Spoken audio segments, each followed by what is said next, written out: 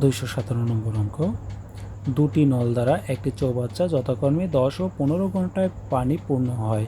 নল দুটি একত্রে খোলা রাখলে চৌবাচ্চাটি কতক্ষণে পূর্ণ হবে?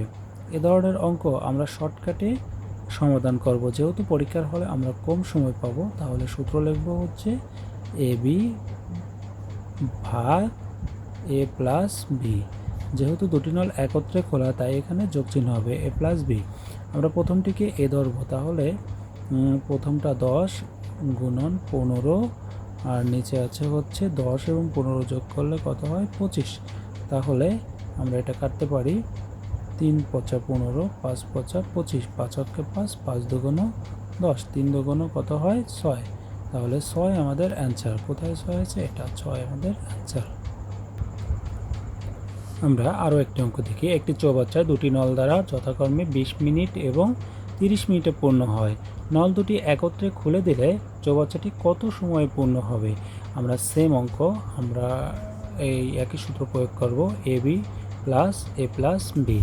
তাহলে প্রথমটা যদি এ ধরি, তাহলে প্রথমে আছে কি 20 গুণন, তারপর আছে 30, দুই এ প্লাস বি যোগ করব, তা কত আছে? 50। এখন আমরা কাটতে পারি এই শূন্য এই শূন্য, সো 5 অক্ষে 5, 4 পচা 20, তাহলে 3 4 কত হয়? 12। তাহলে এই প্রশ্নের অ্যান্সার আমাদের 12।